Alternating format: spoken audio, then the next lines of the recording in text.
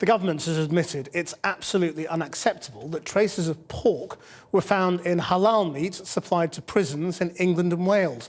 The prison service has ordered an urgent investigation and has withdrawn all the pies and pasties found to be contaminated.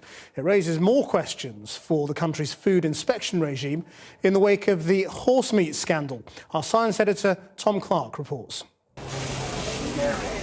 Made of 21-day-aged beef, sold by the very farmer who reared it. These aren't the cheapest burgers, but they are categorically, unequivocally free of horse meat.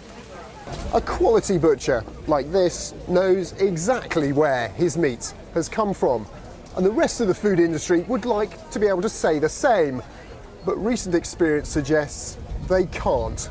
And that raises serious questions about how the industry works, but also how it's regulated.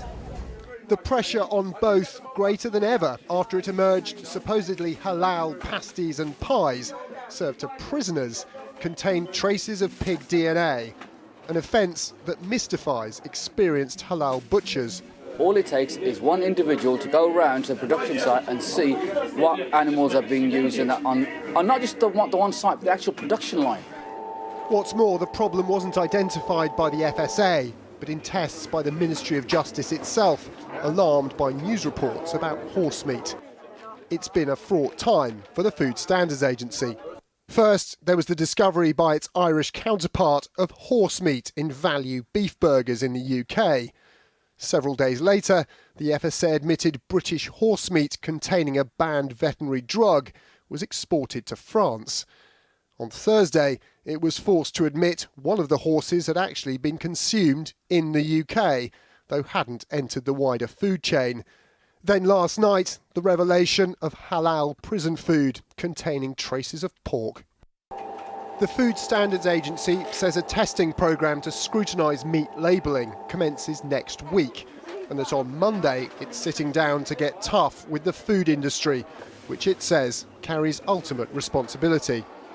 Well, consumer confidence is at risk, and we want the food industries together to step up to the mark on this and to make sure that they can take action, including, as some of the major retailers have already announced, further testing and routine testing of their product to make sure that people can trust that what it says on the label is actually what's in the food. But observers argue the regulator may have become too close to an industry fixated on value. I think there is a problem, which is the relationship between the Food Standards Agency and the industry trying to meet us, particularly in a recession, cutting corners, cutting costs, and at the same time a sort of lowest common denominator food culture getting a grip and being acceptable. It's something this butcher takes as a given. And gradually, as prices get driven down by consumers and by supermarkets, there's always going to be someone at the bottom looking to cut corners. Though it's easier to be sure of your meat's provenance at the pricier end of the market, when it comes to our food, should we really be paying our money and taking our chances?